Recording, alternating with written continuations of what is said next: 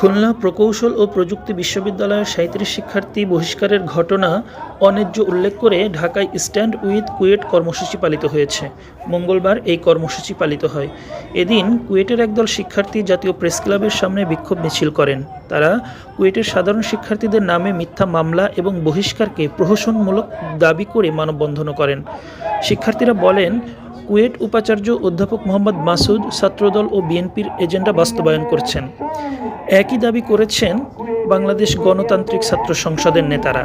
আজ দুপুরে ঢাকা বিশ্ববিদ্যালয়ের মধুর ক্যান্টিনে আয়োজিত এক সংবাদ সম্মেলনে সংগঠনের কেন্দ্রীয় সদস্য সচিব জাহিদ আহসান ও মুখ্য সংগঠক তাহমিদ আল মুদাসসির এ দাবি করেন। তারা ২৪ ঘণ্টার মধ্যে কুয়েট উপাচার্য পদত্যাগ না করলে কঠোর আন্দোলনের হুঁশিয়ারি দেন। এবং শিক্ষার্থীদের হল থেকে জোরপূর্বক বের করে দিতে পানি, বিদ্যুৎ ও ওয়াইফাই বন্ধ করে অমানবিক আচরণ করে। দীর্ঘ ২ মাস অতিক্রান্ত হওয়ার পরও হামলাকারীদের বিরুদ্ধে কোনো ব্যবস্থা গ্রহণ না করে উল্টো বিএনপি মদতপুষ্ট ব্যক্তিদের প্রত্যক্ষ ইন্ধনে ২২ জন নিরীহ শিক্ষার্থীর নামে মামলা দায়ের করা হয়। এবং ঠিক এই নয়, প্রশাসন গত ১৪ এপ্রিল ২০২৫-২৫-এ ৩৭ জন সাধারণ শিক্ষার্থীকে সাময়িক বহিষ্কার করে। প্রশাসন এহেন আচরণ কুয়েটের পরিবেশকে আরও অস্থিতিশীল করে তুলেছে এবং বর্তমান প্রশাসনের নিরপেক্ষতা ও বিশ্বাসযোগ্যতা সম্পূর্ণভাবে হারিয়েছে। এই ঘটনার তীব্র প্রতিবাদ জানিয়ে আমরা নিম্নলিখিত দাবি উত্থাপন করছি। ১. সাধারণ শিক্ষার্থীদের বিরুদ্ধে দায়ের করা মিথ্যা মামলা অনতিবিলম্বে প্রত্যাহার করতে হবে। অবিলম্বে ৩৭ জন শিক্ষার্থীর বহিষ্কারাদেশ প্রত্যাহার করতে হবে এবং শিক্ষার্থীদের ন্যায়সঙ্গত দাবির সাথে সংহতি প্রকাশ করে ছাত্র শিক্ষক বন্ধন রক্ষা স্বার্থে বর্তমান উপাচার্য ডক্টর মোহাম্মদ মাসুদকে অবিলম্বে পদত্যাগ করতে হবে। আমরা মনে করি একটি শিক্ষা প্রতিষ্ঠানে এ ধরনের দমনমূলক ও রাজনৈতিক প্রভাবিত প্রশাসনিক সিদ্ধান্ত ছাত্র সমাজের ভবিষ্যৎ বিপন্ন করে এবং দ্রুততম সময়ের মধ্যে দাবি বাস্তবায়ন না হলে কুয়েটের সাবেক ও বর্তমান শিক্ষার্থীরা বৃহত্তর কর্মসূচির ঘোষণা আমরা বাধ্য হব। তো এই করে আমরা আমাদের লিখিত প্রেসক্রিপ্টটি বিজ্ঞপ্তি সমাপ্ত হচ্ছে। এখন আমাদের মধ্যে বক্তব্য রাখবে জিহাদ তালুকদার। সেও একজন সাবেক শিক্ষার্থী, ১৭ ব্যাচে। বিভিন্ন অঙ্গ সংগঠনের সদস্যরা দেশীয় অস্ত্র রামদা সহ কুয়েটের সাধারণ শিক্ষার্থী অতর্কিত হামলা চালায়। সেই হামলায় ১৫০ জনের উপর কুয়েটিয়ান আহত হয়, অনেকে হাড় গোড় ভেঙে যায়। তারা চিকিৎসাধীন অবস্থায় হাসপাতালে ভর্তি ছিল অনেকদিন। সেই আহত শিক্ষার্থীদের কোনো দায়ভার কুয়েট প্রশাসন নেয় নাই। কুয়েট প্রশাসন টানা ৩ ঘন্টা যখন সন্ত্রাসীরা ছাত্রদের উপর আক্রমণ চালায় তখন তাদের নিরাপত্তা সম্পূর্ণ ব্যর্থ হয়। তারপরেও কুয়েট প্রশাসন সেই ব্যর্থতার দায় স্বীকার করে নেয় নাই।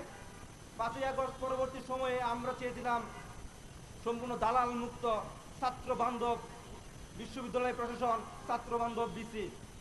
কিন্তু ৮ই ফেব্রুয়ারি ঘটনার মাধ্যমে প্রতীয়মান হয় ক্যাম্পাসগুলোতে এখনো দালাল বিসি। এই দালাল বিসি ২৫শে ফেব্রুয়ারি ঘটনার ৭ দিন পর সিন্ডিকেটের সভার মাধ্যমে কুয়েটের হল ভ্যাকেন্ট ঘোষণা করে। কুয়েটের ছাত্ররা অস্বীকৃতি জানায়, তারা হল ছাড়তে অস্বীকৃতি জানায়। ফলশ্রুতিতে ছাত্রদের উপর নেমে আসে অবর্ণনীয় নির্যাতন। কুয়েটের ইন্টারনেট সেবা বন্ধ করে দেয়, কুয়েটের পানি সাপ্লাই বন্ধ করে দেয়, কুয়েটে খাবারের ছাত্র যাতে খেতে না পারে তার সকল আয়োজন করে কুয়েট প্রশাসন। ফলশ্রুতিতে ছাত্ররা ক্যাম্পাস ছাড়তে বাধ্য হয়। ঈদ পরবর্তী সময়ে যখন যাকে বিভিন্ন বিশ্ববিদ্যালয়ের ছাত্ররা বিভিন্ন ক্যাম্পাসে ফিরে যাচ্ছিল, কুয়েটিয়ান হলগুলোতে ফিরে যেতে চাচ্ছিল, তখন কুয়েটিয়ানরা ঘোষণা দিল তারা ক্যাম্পাসে ফিরে যাবে। কিন্তু কুয়েট প্রশাসন তখনই এক ষড়যন্ত্রমূলক মামলার আশ্রয় নেয়।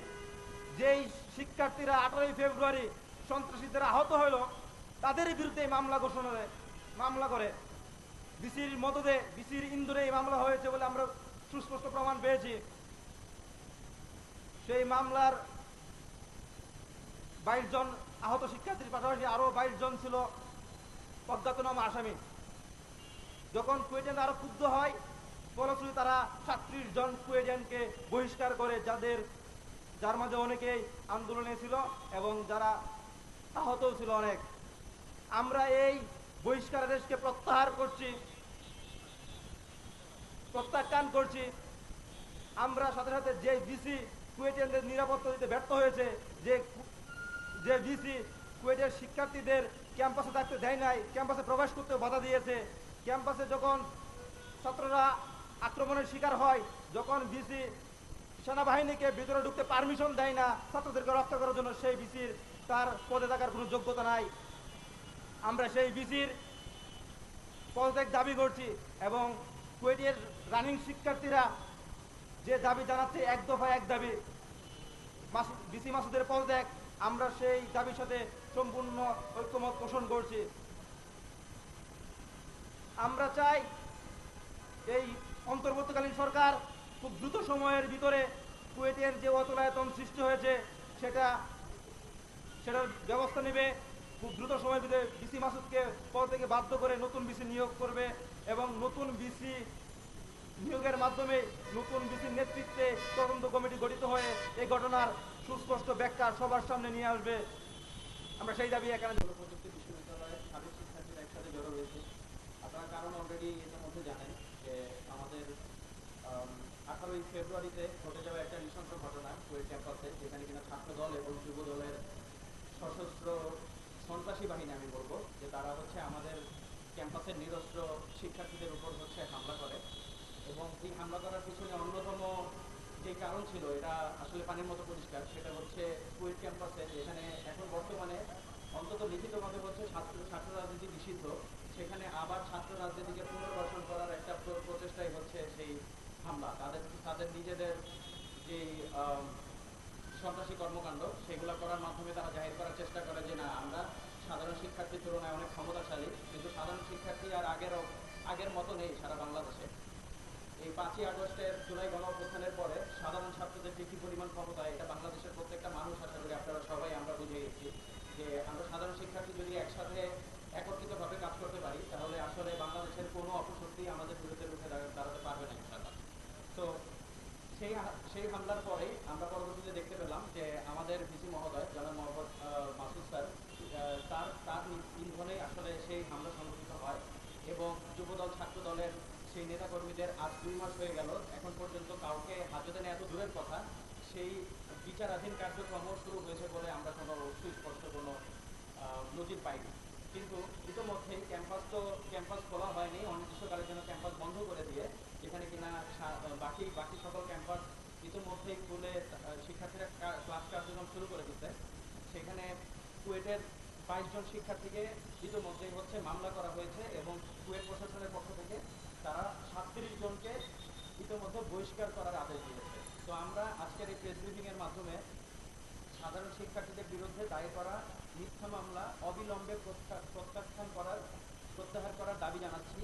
নাম্বার 2, অবিলম্বে 37 জন শিক্ষার্থীর বহিষ্কার আদেশ প্রত্যাহার করতে হবে। এবং নাম্বার 3, শিক্ষার্থীদের ন্যায়সঙ্গত দাবির প্রতি সংহতি প্রকাশ করে শিক্ষক ছাত্র বন্ধন রক্ষার স্বার্থে বর্তমান ডিসির অবিলম্বে পদত্যাগ করতে হবে অথবা তাকে অপসারণ করতে হবে। এর কোনো বিকল্পই নেই। আমরা আবারও বলছি, এর কোনো ধরনের বিকল্প নেই। 2 মাস হয়ে গেল, এখন পর্যন্ত সেই অন্যায়ের বিচার কার্যক্রম কোনো কিছুই কুয়েট প্রশাসন ভালো মতো এক্সিকিউট করেনি, কারণ তারাই আসলে সেই সশস্ত্র হামলার পিছনে মূল ইন্ধনদাতা। আর কুয়েটের সাধারণ শিক্ষার্থীদেরকেও আমরা বলবো, যারা বিশেষ করে কারেন্ট স্টুডেন্ট, এইরকম আসলে নিপীড়নের শিকার কুয়েট ক্যাম্পাস কেন সারা বাংলাদেশে আসলে নতুন না। বিগত 16 বছরের স্বৈরাচার সরকারের সময় আমরা দেখেছি যে বিশেষ করে ছাত্রলীগের কথা বলতে পারি, ছাত্রলীগ যেভাবে দমন নিপীড়ন প্রত্যেকটা ক্যাম্পাসে চালিয়েছে, বিশেষ করে আমাদের কুয়েট ক্যাম্পাসে ছিনতাই, রাহাজানি, ইয়াবা, তারপরে হচ্ছে চাঁদাবাজি এবং একই সাথে শিক্ষক এবং ছাত্র উভয়কে মারধর থেকে শুরু করে হত্যা চেষ্টা পর্যন্ত এমন কোনো অপকর্ম নেই যে বিগত শাসন আমলে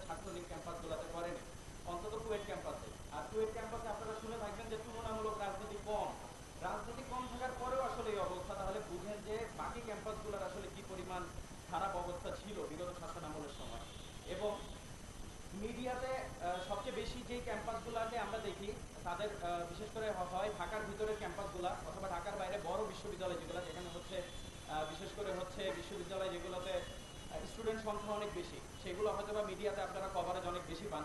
কিন্তু বাংলাদেশে প্রথম সারির যেই 4টা ইঞ্জিনিয়ারিং বিশ্ববিদ্যালয়, এর মধ্যে বুয়েটের কথা যদি বাদ দেখে বাকি 3টা বিশ্ববিদ্যালয় বলি, ইঞ্জিনিয়ারিং বিশ্ববিদ্যালয়, এই ইনস্টিটিউটগুলোতে কত ধরনের যে দমন নিপীড়ন চলেছে বিগত 16 বছর, এটা আপনারা মিডিয়ার ভাই বোন আপনারা সবাই আশা করি জানেন। আপনারা কতখানি কভার করতে পেরেছেন না পেরেছেন এটা আপনারা নিজেরাই ভালো মতো জানেন। কিন্তু এই চিত্র আসলে বাংলাদেশে শুধুমাত্র কুয়েট ক্যাম্পাসে না, প্রত্যেকটা ক্যাম্পাসে। তো আমি কুয়েটের সাধারণ শিক্ষার্থীদেরকে বলবো, রানিং স্টুডেন্ট তোমাদেরকে বলবো যে এই যাত্রায় যদি তোমরা থেমে যাও তাহলে এরপরে আবার নতুন আরেকটা দল, এতে হতে পারে সেটা ছাত্র দল অথবা যেই কোনো ছাত্র রাজনীতির নামে বা মোড়কে অন্য যে কোনো দল তোমাদেরকে আবার নিপীড়ন করে আসলে চুষে বেড়াবে। যে নিপীড়নের শিকার আমরা হয়েছি ক্যাম্পাসে থাকাকালীন সময়ে, আমরা চাই না যে আমাদের জুনিয়র যারা হচ্ছে এখন রানিং ব্যাচের স্টুডেন্ট এবং পরবর্তীতে যারা কুয়েট ক্যাম্পাস সহ যেই কোনো বিশ্ববিদ্যালয়, পাবলিক বিশ্ববিদ্যালয় হোক অথবা প্রাইভেট বিশ্ববিদ্যালয় অথবা ন্যাশনাল বিশ্ববিদ্যালয় অথবা বাংলাদেশের যেই কোনো বিশ্ববিদ্যালয় হোক না কেন, তারা যেন রাজনৈতিক কোনো ধরনের দমন নিপীড়নের শিকার না হয়, এই কারণেই আমরা আওয়াজ তুলতেছি। তো আমরা তোমাদেরকে বলবো তোমরা এই যাত্রায় পিছুপা হবা না ইনশাল্লাহ, যেন আমরা বুঝাই দিতে পারি যে সাধারণ শিক্ষার্থীদের আন্দোলনের উপরে, সাধারণ শিক্ষার্থীদের চাওয়ার উপরে এখানে অন্য কোনো মদতপোষ্ট বাহিনী কেউ রেহাই পাবে না এবং সাধারণ শিক্ষার্থীদের উপর কেউ আসলে দমন নিপীড়ন চালাতে পারবে না। ধন্যবাদ।